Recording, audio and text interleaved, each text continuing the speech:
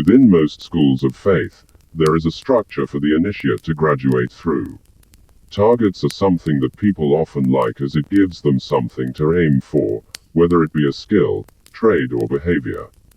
Some people have a proclivity to certain gifts, talents and professions, whereas others have to work, practice and study intently.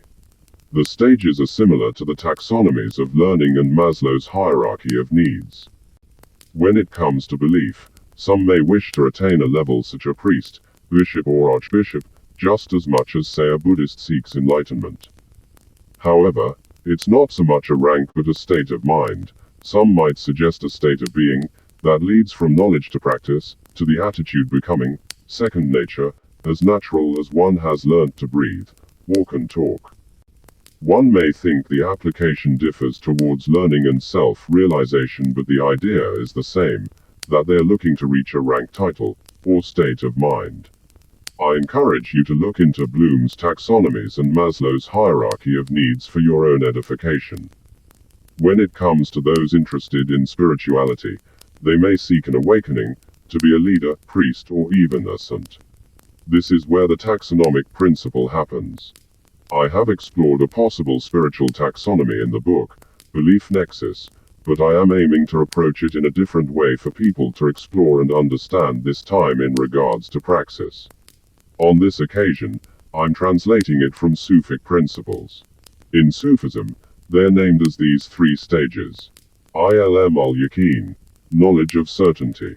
Ayn al-yaqeen, vision of certainty. Haqq ul-yaqeen, truth of certainty. It begins with the first stage where we learn and know of something. Next we have the vision of certainty, where one witnesses its presence. Lastly, we know beyond all doubt that it is, you are, and there is no doubt over the truth. As an example, I'm going to use idea of fire.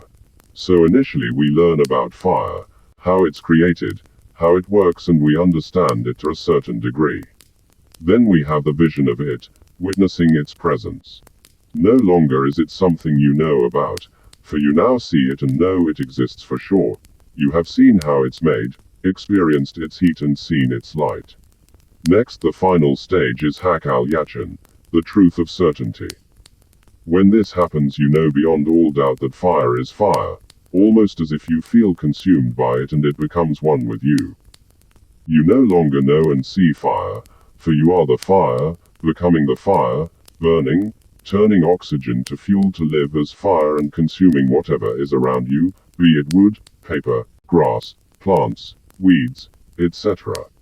It is the conviction and praxis of the certainty you know that is the truth.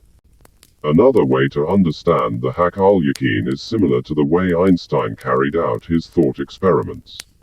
Einstein famously mentioned how he would imagine himself on a beam of light and aim to experience what would happen according to the circumstance he was portraying. In this way, he was virtually becoming at one with the beam of light, or the photon. The pinnacle of the three stages is about unequivocal becoming and absolute translation of the principle into not just understanding, but also action.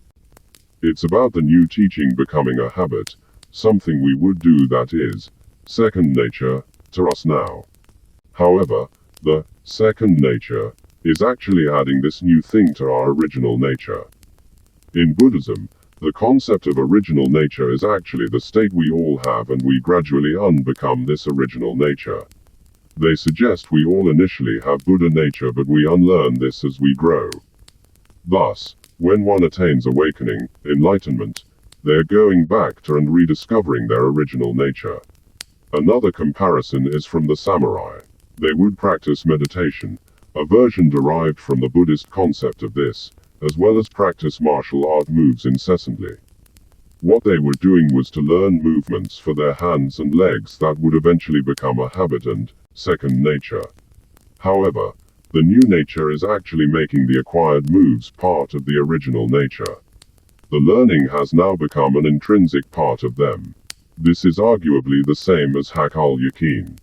Most people start at Ilm al-yaqeen, knowledge of certainty, and progress to Ayn al-yaqeen, vision of certainty, but only a few attain Haqq ul-yaqeen. The majority of people are happy having the knowledge and vision of something. and it's not a criticism of them to say that they are happy in merely knowing. In a similar way, the majority are happy to know that when they switch on the kettle, the water will eventually boil, or when they turn on the light will come on. The more inquisitive of them will venture to find out how the water boils, through heat agitating the water until it reaches a certain temperature and boiling, and how an electrical circuit enables the flow of electricity to illuminate a filament inside a bulb. There will be very few who proceed to discover what causes a filament to heat and how the water agitates, as well as only a few wondering how electricity is made and how it could possibly be contained in an electrical circuit that causes a light to come on. It should be stressed, though, that the truth of certainty is not a level or subject to graduate, but is something that is born of conviction. In the mind of one who attains Haqq ul-yaqeen, they live and breathe on the basis of what they believe. It is more than mere understanding, for with it there is no doubt, no uncertainty, and only absolute comprehension that is synthesized into belief, leading them to walk the talk and ultimately practicing what one preaches, but not by preaching it and doing it. Performing it as a living action. In a way, Haqq ul-yaqeen is more Zen than Zen ever is. It is the sound of a tree falling in a forest when no one is around to hear it.